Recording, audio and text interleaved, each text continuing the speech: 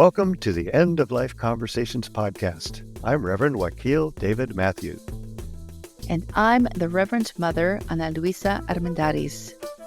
In this podcast, we share people's experiences with death and dying, whether it's grief and loss, joy and celebration, all things related to the end of life. We so enjoy all our insightful and passionate guests who generously tell their stories with compassion and wisdom. So let's get started. Welcome, everyone. On this episode, we will meet LiElla Kelly. LiElla is a nationally recognized NEDA, National End-of-Life Doula Alliance, Proficient End-of-Life Doula, and After-Death Educator. She's the founder of Leaving Well, a groundbreaking business that serves individuals and families who seek to navigate end-of-life transitions with grace, dignity, and peace. Her clients are those who understand the importance of planning and who wish to approach death with openness and preparedness. Those who believe that we can do death better. And that's something we certainly believe here. LiElla brings a unique blend of compassionate care and practical experience to her work.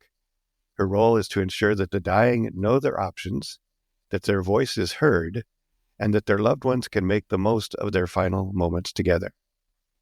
LiElla's process is all about preparation.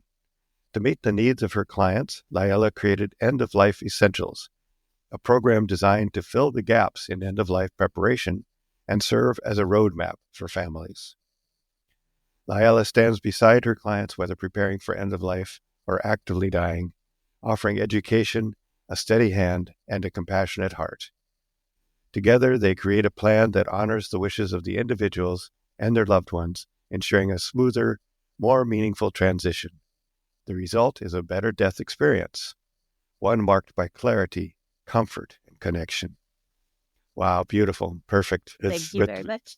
Yeah, that's really what we're all about here, is helping people to first of all, normalize this conversation, and then secondly, to know the ways that they can prepare. So glad that you're here. Thank you for coming. Thank you so much for having me. I am always up for a good chat about end of life, so I'm thrilled to be invited. Great. And I'll just mention here that Ana Luisa, the co-host, is having some family things going on and may join us later. But for now, we'll go on with just myself. And so we always begin with this first question, which is a good way to start. This is, how did you first become aware of death, or when? I would say that it was a bit of a gradual. I was introduced to aspects of death. The first funeral that I remember, I think I was about 7 years old, and it was a graveside service for a woman, an old Swiss woman that I had grown very fond of. Her name was Hildy. And I just remember that experience of being in the cemetery, as it was very difficult for me. I remember almost feeling ill at it. The next year, my dad was in a very bad accident, and he was in a coma for about 5 weeks. And several times during that coma, we were told that this is the end and you need to go and say goodbye. And I was about 8 years old at that time, and my dad did not die. He came out of the coma, and we still have him today. But, that was another just like preparing that this is going to happen. Right about the time that my dad woke up from his coma, my aunt, who was at the time 35, was diagnosed with a terminal illness called amyloidosis. And she died when she was 36 years old. And I think that was the big one for me, where it was just, I just had these little pieces of somebody that I knew, but wasn't as close to. And then like, oh, maybe my dad's going to die. And then my dear aunt did die. And so it was a process kind of through those. I would say that was about a 3-year period. Yeah. Wow. That's influential at that age, especially. And I think a lot of people at that age never get any connection to that because people tend to not talk about it, but that's, beautiful story. Thank you for sharing that. Well, we also, that leads really well into, can you tell us a little bit about how those deaths, or how death in general, impacts your life, your story? Well, one of the things that I am extremely passionate about in my work I'm a death doula, which you had mentioned, but one of the things I really focus on is after death care and encouraging families to engage with their loved one in that time period right after they die. And I know that when my auntie died, I remember she was in California, we were in Idaho, and I remember the question coming up for my dad of, do you want to see your sister? Should we make arrangements so that when you do arrive in California, you'll be able to see her? And I remember my parents discussing it and them deciding, no, we don't want to see her.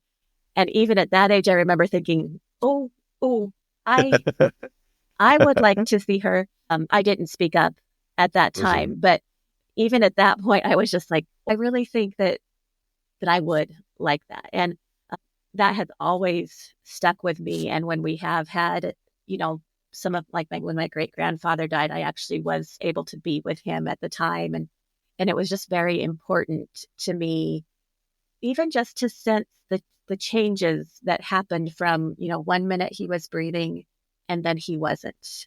And, just that energy that is in the body and now it's seeping out. And then as my other, grandparents have passed away, it's been important for me to be with them also.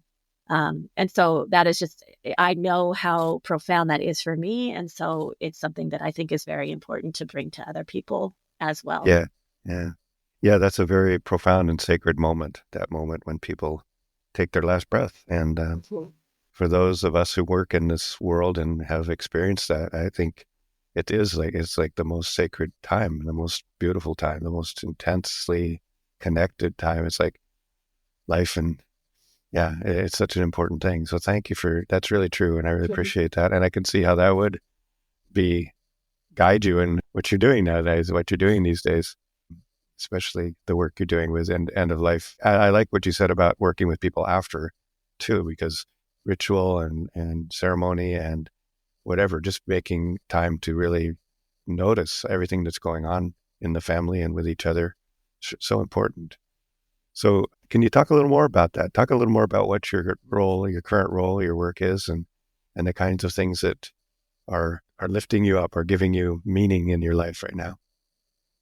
Well, as you mentioned in the intro, I work a lot with the preparation side. I am a planner just by nature. And so that makes me very comfortable. And the comfort that brings me, I assume that brings other people comfort as well. And of course, that has proved true in dealing with people. And it seems that when most of the people that I deal with they have some kind of a terminal diagnosis. This is not that they have reached old age and they're going to naturally fall asleep. This is, something is cutting their life shorter.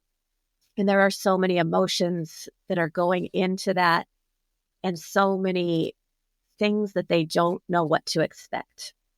And so I really find it important, to come in and just start having conversations about, what are your concerns? Is there something that maybe I have experience in, or I might know somebody who has experience in, and we can find this together so that they're never alone in this process. Because I think what happens a lot in our system, we hear that death doulas, they fill gaps. That's something that you hear all the time. Well, death doulas come in and they fill the gaps. But a lot of times we don't really explain what that means. And so for me, what that means is that when a person receives a diagnosis, that might be through like an oncologist, and then they work with that person for treatment, but then they might shift into palliative care. And now they have a new set of, doctors and personnel involved in that. And then we're shifting into hospice, and then we're going to shift into some, the funeral professionals. And so what I feel that my role is to be the constant flow all the way through that. So as we need all these different people to come in and out during the process, but I feel like there also needs to be a stabilizing force there. And that's what I feel like I can provide people is, that I will be there through each and every one of these transitions. And I think that does provide a lot of comfort for people. And so that makes me feel so good. Yeah, that's great. That kind of through line. That's perfect. That's a really good description of the work that a doula does, or ideally, a doula, that you're doing anyway as a doula. And you had also mentioned when we were talking before about a little podcast that you do. Can you tell us a little more about that?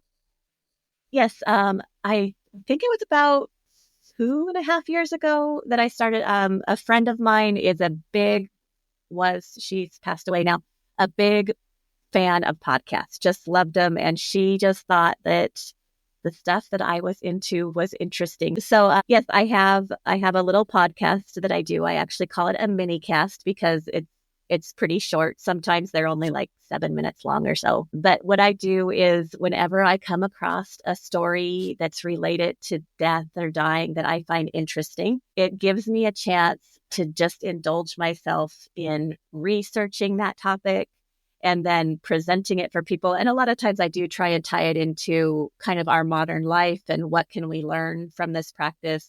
So I've done things about like Victorian mourning and, how elaborate they were in their mourning process, and then juxtapose that against where we are today. Are there things that we could learn from that? I do just odd topics, like I just recently did one on sin eating. If you're not familiar with that, perhaps you should give it a listen. Yeah, I definitely want to hear that. I've done Viking burial, should children be around death? Just kind of anything that's popping up in my life. It's an opportunity for me to look into. Well, that sounds great. I can't wait to check that out. And audience should definitely check it out. It sounds like a really fascinating subject. Thanks for that. Great. Can you tell me a little more about when you go into a new situation? What is it that you're looking for? What is it that you are, like maybe describe a day in the life, if you will, when you walk into a new situation with people? The first thing, after the introductions and everything, I'm looking for what are the big stressors for this person and for their loved ones at this point in time. What is the thing that's really hard? And sometimes it's just even managing the amount of friends who want to help. It could be, there's so many things that can just put little pressures, even if they are really well-intended things. And so just how can we start managing all these little pieces and bring them into, make them workable. And then the most important thing, the most important thing is then to figure out what are this person's goals moving forward? What is our main objective that we are going to be trying to accomplish? And what do we need to do now? What pieces can we put in place to make that happen? Yeah, great. Yeah, I love that. And then it's funny that you mentioned the friends showing up. Just recently, we did a little premium broadcast I'll tell you why. It's that my wife actually has had a terminal diagnosis, and so we're dealing with all that stuff right now. It's like after all these years of doing this work, it's suddenly very real for us. And but one of the pieces that I really noticed was we have a wonderful community, a very large spiritual community, a wonderful group of friends. And all the ways that they showed up was wonderful and beautiful, and the prayers and all that was great. But some of them showed up in maybe inappropriate ways, right? And so we did a podcast called Being with Grief and talked about just what you're saying, is that sometimes people with the best intentions are not really considering whether this is their need or the need of the person who's in that position, right? And so, I dropped everything else to be like the full-time, what goes in, what goes out, who shows up, the social director, and of course, all the different appointments and all that kind of stuff. Good news, she's doing really well right now. But it was just for a while there, it was like so many people just, wanted to show up, wanted to be there. And I get it. But, at some point we're saying, well, is this about you or about her? Does she want this many people? And so for me, as the kind of the referee or as the doula, and this, as you would be saying, it was like, okay, we could have one person a day for no more than 30 minutes, and line them up, make a calendar, and again, check in with her and say, is this somebody you want to see? Maybe not. Maybe it's somebody she doesn't know or doesn't care. I mean, a lot of people were just sort of responding to the news, right? Right. And feeling like, exactly. Oh, I need to go see this person. And so I love that you mentioned that and brought that up. It's really important. I think the important thing that we've really found and that we talked about in this podcast is first of all, check in and make sure that it's really something that's going to be valuable to the person, and check in with the people who are helping them. And second of all, forgive yourself when you do it wrong, Yes. Yeah, because we're all going to, a lot of times I've talked with people about the things that we shouldn't say when somebody, there's kind of a list of the little things that they're just not a good idea. And we've all done it at some point or another. So yeah, we're imperfect people. But yeah. the thing that I always try and help my clients to understand is that they run the show. This is their death.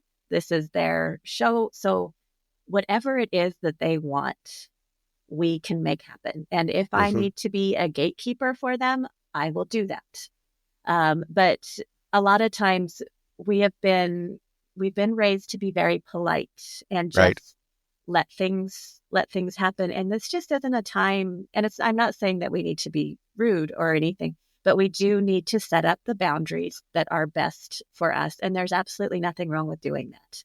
Yeah. And a lot of times that is what the doula role is. It's just empowering people to be able to say, these are the things I actually want. And we can support them so that they don't kind of get run over by the stronger personalities. And again, very well intended, but yeah, that's so great. Such an important part to have an advocate that can be there for you, can support you in what you really want, and make sure that you have a way to express what you really want. Because as you said, a lot of people will just kind of, especially when they're in that space and they're disabled in some way, or it's just hard to create those boundaries. So what a great choice that you give them something to think about, something to look for. So what are your biggest challenges in the work that you're doing? Right now, it's simply that people don't know what it is that I do. When I do have the opportunity to really explain, people always are just, oh, that's a great thing. We really need that in our culture. But there's so many people who will come up and say something like, so how's that hospice thing you do going? And and it's just that they don't know exactly how it is that, yes, I'm very complimentary to hospice, but how do these people really, how can they serve you? And so that, I think, the importance of just educating, that's part of the thing with my Little Death Becomes Her podcast, is just explaining, bringing it around to people like, so this is kind of what we do. This is another aspect of what we do. It's just having as many conversations as possible wherever we can have conversations.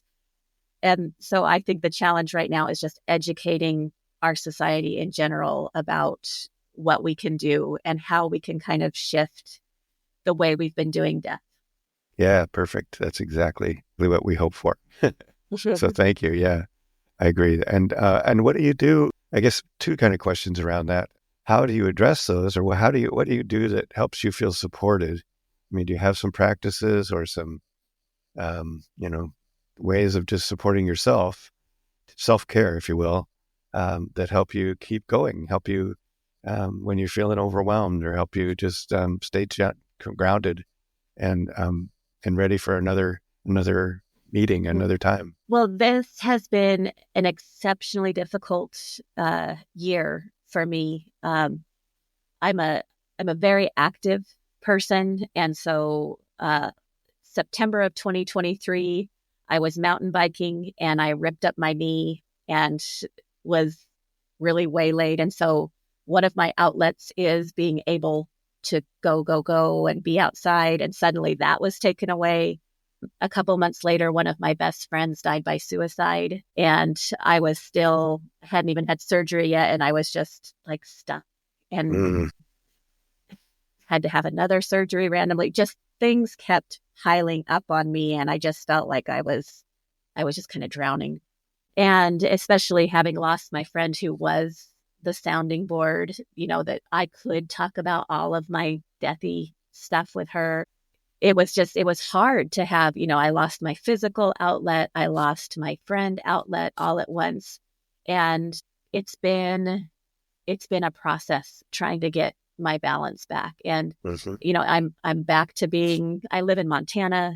I love to be outside. And so and we've had a beautiful fall. So I've just been taking advantage of that, finding, not just relying on the one friend that I don't have anymore, but realizing that there are more people around that I can bring in, which sometimes it's just hard to, you're comfortable with the one thing, but just realizing that I do have other people to support me, and just letting them in to my life a little bit more. I have a spiritual practice that is important to me. And I just, I try and keep a balance with, my relationships, with my spirituality, with my physical activities. And it doesn't, I'm not perfect at it. This year showed that it was, it's just a challenge when life gets thrown at you to keep it all going. But what I did find is I've had some, like my most recent client that passed away. It's hard and it's sad, and it makes me happier than almost anything else that I do. It just, I get a lot of joy knowing that I'm helping people in such a meaningful time in their life. And so, whereas I know a lot of people are scared at that time of life, for me, it just reinvigorates me to know that I've been able to be helpful. Yeah, that's beautiful. I think our number one answer to that question is always getting into nature, which is, of course, that's the way we can reconnect and feel our connections and see, what better way to be in the midst of life and death, right? and see how it works, and see that it's always continuing. Great. I have friends in Montana. I love that part of the world. We'll talk a little more after we're done recording. Good. Well, thank you. That's really great. I really appreciate that you have those practices and that you hold that as an important thing. Is there anything about the end of life that you feel frightened about? I think the main thing that bothers me is the idea of missing out. I'm not scared of death. But I think, like, even with my friend who's gone, I'm just like, boy, the things that have happened in the last 11 months, so many times. Well, and I do text them to her still, but I'm just like, you got to know what's going on here. You would love this. And I just think about that, like, oh, I would hate to be missing out on what my friends are doing, my family's doing, my son's doing. Yeah, I understand that. And is there anything that you've found that helps with that helps you kind of deal with that fear? I feel like just being mindful of what we have going on. It's so easy to go through life without paying attention to really, we're all so busy, and it's so easy to, I got to do this, and this today, and then I'm in bed, and then tomorrow I'm going to do it all over again. And just really taking the time to stop and, notice how good that cup of coffee is in the morning. It doesn't have to be these huge, profound things, but we have a lot to be grateful for in our lives. And sometimes it can be really hard to see that, especially when times are very hard. Yeah. But just trying to slow down enough and take advantage of, don't wait for things. Don't put things off of, someday I'm going to do that thing I really want to do. Why not start working on it now? Yeah. Because I don't, if you do it now, well, that's one thing I'm not going to miss out on if I've already done it. So, Right. There you go. That's great.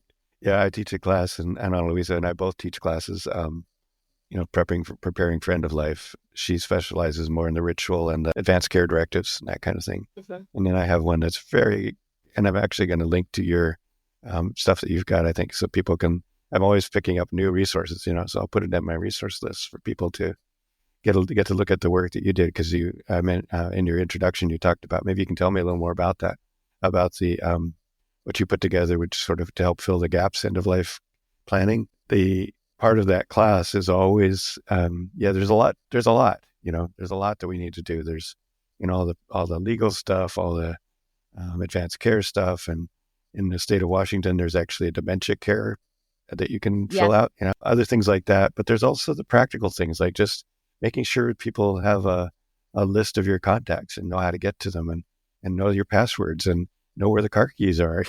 There's all these little things, Yep. and so it can be overwhelming. And what you said is, you don't have to do everything right now, but just pick one and work on it step at a time. And I love too that it reminded me of Thich Nhat Hanh's like peaceful steps upon the earth, just this sense of every washing the dishes can be a sacred act. And every step can be a noticing that we are connected and that spirit is all around us and that we're living a life and that we have so much to be grateful for. So thank you for reminding our audience and me. So important. Is there anything, I guess that's pretty much all. Is there anything you wish we'd asked or I'd asked you about that you'd like to tell me? I guess the thing, just going back to, like I said, my main passion is after death care and helping families to understand that. One of the things that after I've, been with a family for a couple sessions, I will usually bring that up. Just like, I don't know if you're aware of this, but these are options that you have. And once I explain what it is, a lot of people do feel like, I would like my loved one to dress me. I would like that instead of, the idea of a stranger taking over that role.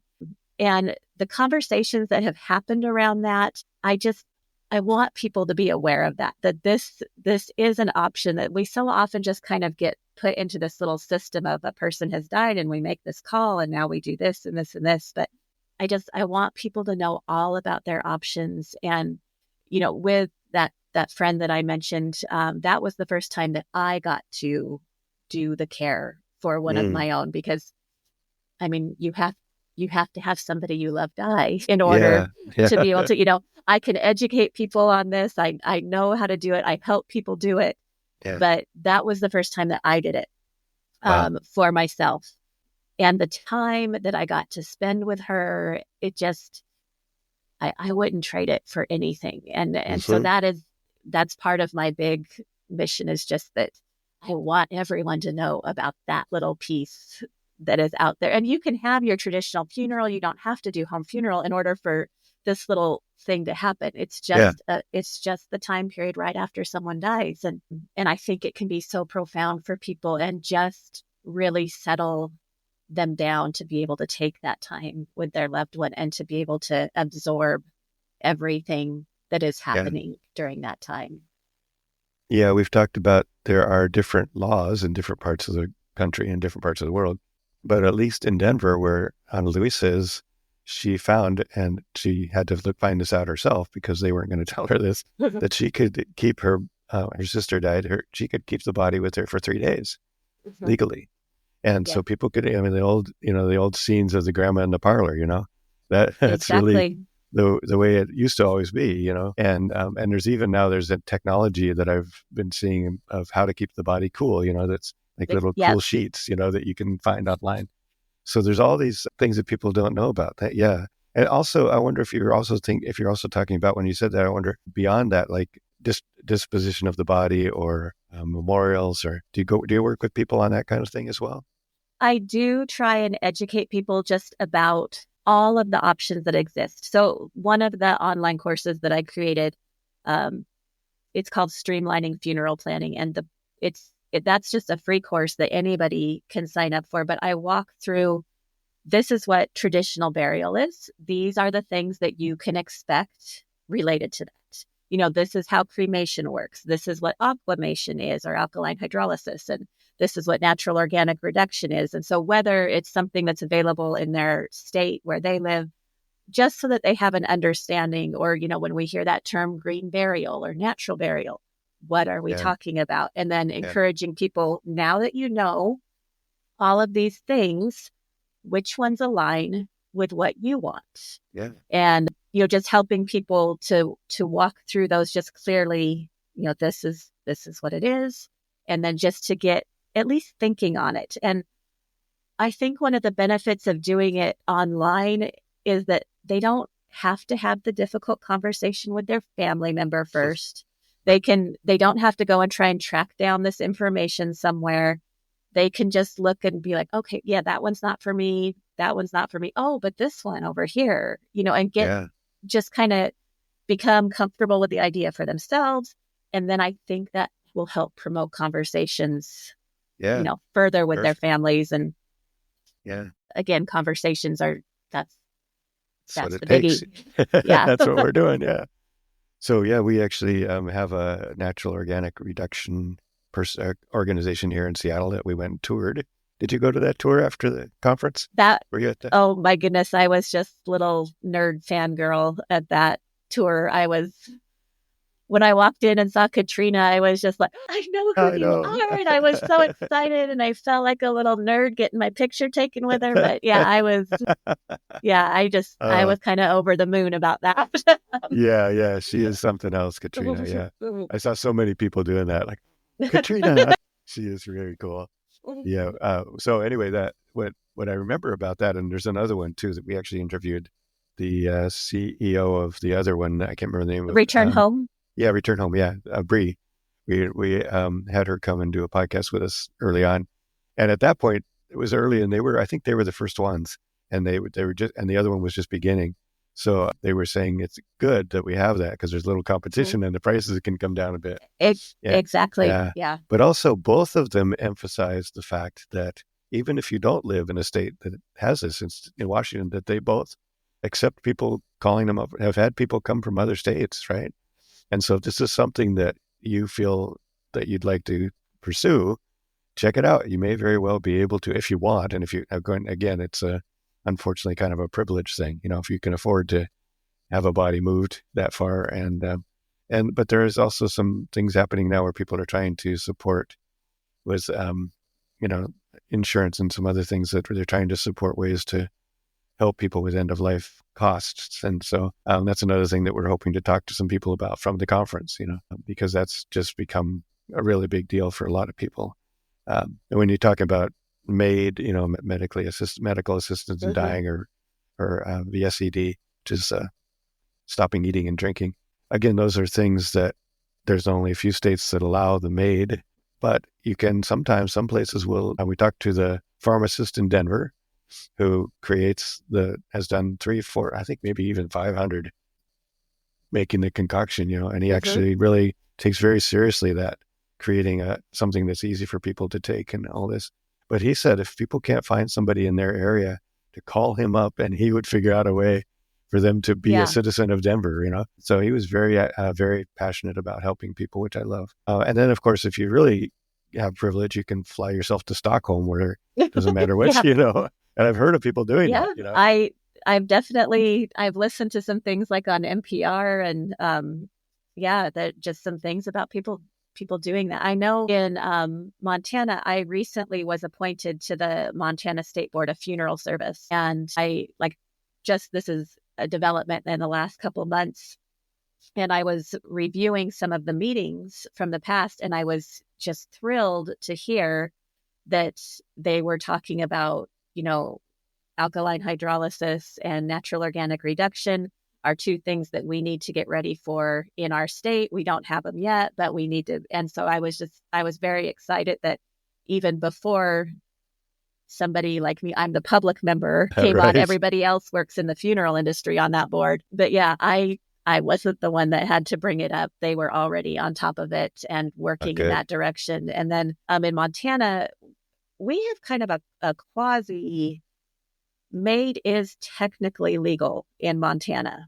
But ours is not through legislation that it has become legal. It was a court ruling. And so it's a bit of a trickier situation, but we do have some of those things here, even though we're quite a rural population in general. Yeah. Great. Well, good. A really good talk, really good conversation. Thank you so much for your time, and I appreciate you so much and the work you're doing. So we will. Oh, did you bring a poem? Did you find a poem to bring for us? Yes. As a matter of fact, I did. This poem is by Becky Hemsley, and it is something that I found related to some of what I've been going through. in the last year. So I will try and read it without crying. Yeah, that's hard. I know. Yeah, just give me a second. Yeah, here. take a breath and take your time. It says, I missed you quietly today, so quietly that no one noticed. I missed you as I climbed out of bed and as I brushed my teeth. When I waited at the lights on the drive into work and as I heard the rain outside my window. I missed you as I ordered lunch and as I kicked off my shoes when I got home, as I switched off the lights and climbed into bed for the night. I missed you without tears or noise or fanfare, but oh, how I felt it. I felt it in the morning, at lunchtime, in the evening, and at night. I felt it as I woke, as I waited, as I worked. I felt it at home, on the road, in the light, in the dark, in the rain. I felt it every one of those moments, each one sitting heavier and heavier as the weight of me missing you kept growing and growing. Yes, I missed you so quietly today, but I felt it so loudly. Sorry. Well, don't be sorry. Tears are sacred. I appreciate that. I mean, I'm feeling the same way. Yeah, that's so beautiful. Thank you for sharing that and sharing your tears. I really appreciate it. Yeah. Yes, you feel well, very deeply felt. And so thank you again. And thank you for your work and all you do. Thanks so much for joining us on the End of Life Conversations. We appreciate you and look forward to sharing our stories. We encourage you to subscribe to have access to premium episodes and extra resources. Links to our guests and their recommendations and a transcript of this episode will be in the podcast notes. Yes, thank you so much. And please tell all your friends. Follow us on social media, and again, consider subscribing for some excellent premium content. We want to acknowledge that the music we are using was composed and produced by Charles Heastand. We also want to acknowledge that we live on unceded lands that have been cared for thousands of years by Indigenous peoples who are still here.